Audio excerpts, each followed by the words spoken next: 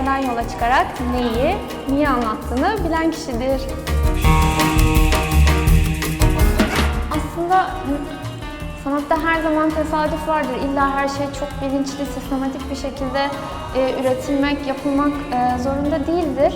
Her zaman tesadüfe yer vardır ama ben inanıyorum ki sanatçının kafasında her zaman bir takıldığı konular oluyor, bazı problemler oluyor ve kendi içinde onun bir savaşı dönüyor. Yani ben mesela hiçbir zaman sorunu yaşayan bir insan olmadım. Yani şu hayatta ne yapacağım, bunun sorusunu bilmiyorum gibi bir şey söz konusu bile değildi. Çünkü her zaman resim yapmak istiyordum. Her zaman bu yolda ilerleyeceğimi biliyordum.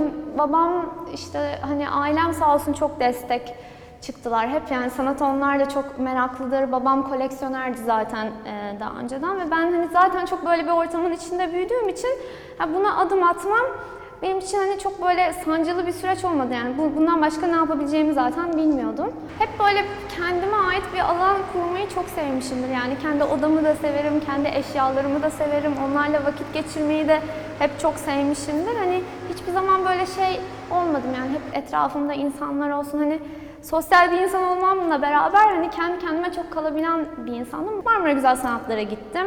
Orada burs kazandım. 6 ay Paris'te Art Deco'ya gittim. Fotoğraf eğitimi aldım. Sonra geldim, okulu bitirdim. Zaten o arada ilk sergimi açıp ondan sonra Yıldız Teknik'te hala üzerinde çalıştığım tez konum var. Onu bitiriyorum ve okul hayatımı bitireceğim bir müddet. PG Art Galeri zaten Marmara Güzel Sanatlar'da genelde son sınıf öğrencilerine çok destek veriyorlar. Okul bittikten sonra da böyle her güzel sanatlar öğrencisi gibi böyle bir fanustan çıkmış gibi oluyorsun. Yol arayışı içinde bir fikir paylaşımında bulunuyorsun. Pırıl Hanım'la ve Öznur'la da öyle tanıştım zaten. İlk sergim Under Construction, yapım aşamasında isimli bir sergiydi. Hani bu bir emlak sitelerinin satış politikaları gibi, bir yere girersiniz, maketlerini görürsünüz. Hani sizin alacağınız ev burasıdır dersiniz. Ben de sizin göreceğiniz sergi buna dönüşecektir diye öyle bir maket hazırlamaya çalıştım sergi öncesi. Ve bir aylık o sergi sürecinde de yavaş yavaş o makete doğru gittik. Ve her gün atölyede çalışmalarımı da asarak bir şekilde serginin son günü aslında serginin bitmiş ve tam hali oldu. İlk sergi deneyimim açısından da benim için aslında çok önemli ve güzel bir deneyimimdi. Beni bir yandan sanatsal açıdan da çok hani bir şeyler üretmeye itiyor Enis Batur'un söylediği. Mesela onun hatta ilk sergimde kullanmıştım bu lafı, çok seviyorum çünkü yani sanat eseri kendi atölyesinden koptuğu zaman gurbete düşmüş gibidir der. Hatta benim için hani onun için galeriyi bir atölyeye çevirmek çok önemliydi. Yani hani resimler, üretimin bir anda gurbete düşmesin diye. Under Construction sergisi bittikten sonra sanıyorum bir 6 ay, 7 ay sonra 7. Kıta isimli bir grup sergisinde yer aldım. Bunu da yine PG Art Galeri'de gerçekleştirdik.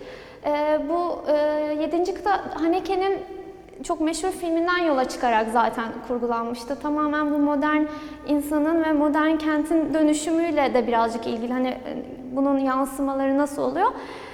Ben de aslında tam hep zaten bu değişimler üzerine çalıştığım için bu sergide Duygusal Müze isimli işimi gerçekleştirdim. Bu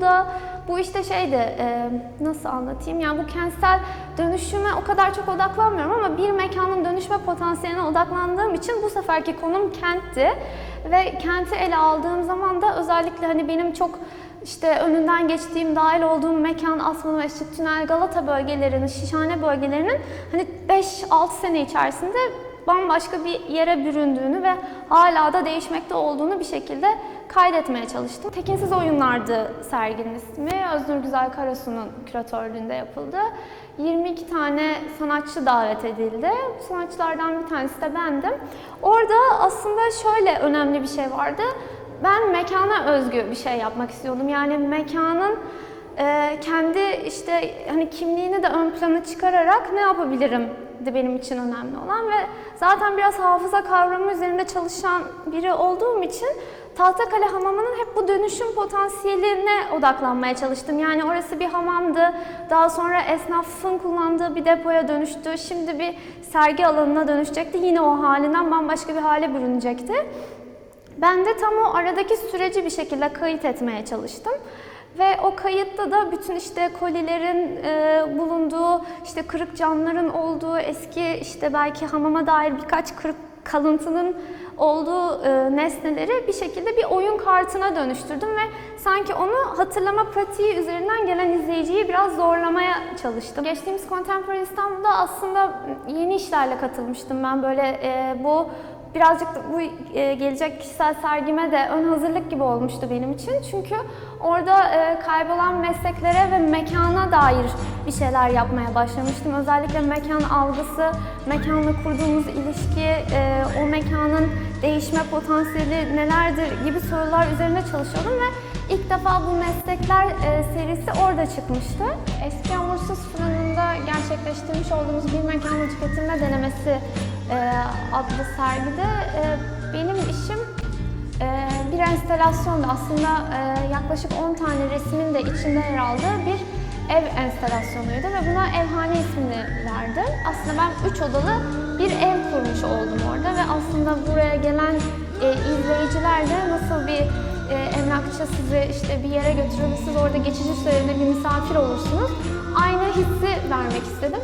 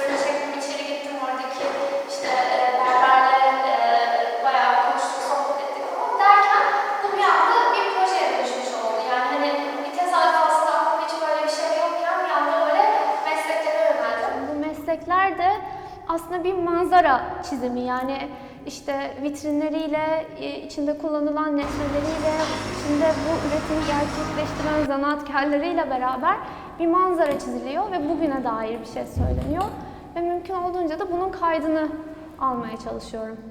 Özellikle sokakta yürürken senelerdir var olduğunu düşündüğümüz ve farz ettiğimiz yerlerin hani bir gün artık daha fazla olamayacak durumda olması beni çok etkiliyordu ve tam bu dönüşümlerden önce ben oralara gidip manzaralarını bir şekilde tasvir etmek istedim. Öyle bir nostaljik, ben hani nostaljik resimler yapıyorum, işte onun için dedim, eskiyi yüceltmek gibi bir kaygım yok sadece. Şu anda var olmakta olan ama ne kadar süreceğini bilmediğimiz bazı şeylerin üstüne bir böyle hatırlatma virgülü koyuyorum sadece. Yoksa hani nostalji içerisinde, nostalji acısı alınmış hafıza çünkü. Halbuki ben bir o kadar o şeye yönelmiyorum. Tam o değişim sürecine odaklanıyorum. Orhan Safra Düşünce'nin romancısını okudum ve orada şey diyor, Orhan tabii çocukluğundan gelen o resim yapma sanatı olan yatkınlığı hani ona bir şekilde yetmiyor, o süreç yetmiyor, daha fazla kelimelere yöneliyor ve hep der ki kitaplarını okuyan insan aslında manzaralar görür. Ben de tam tersine burada gören kişinin bir şekilde aklına kelimeler gelmesini istiyorum. Hani bazen böyle okurken bir durumu algılamak için hep olaylara gideriz, tasvirleri atlarız. Halbuki burada benim istediğim bu tasvirleri atlamamayı, yani tasvirleri atlamam diyene dahi buraya geldiğinde bir resmin başında durduğunda ona kurduğu içinde tasvirleri atlamamasını sağlamak. Yani bu sergideki interaktifte hani böyle fiilen katılımcı olarak bir şey yapmak değil de bence resmin karşısındaki o kelimeleşmeye yönelmek ve onu algılamaya çalışmanın kendisi hani bir interaktivite.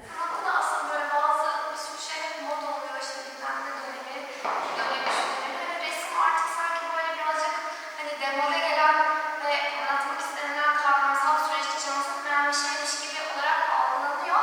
Ve belki birazcık da tırnak içinde alt bir şey olarak da görülebiliyor. Ama ben öyle olduğunu düşünmüyorum. Aslında hani hele benim ele aldığım konu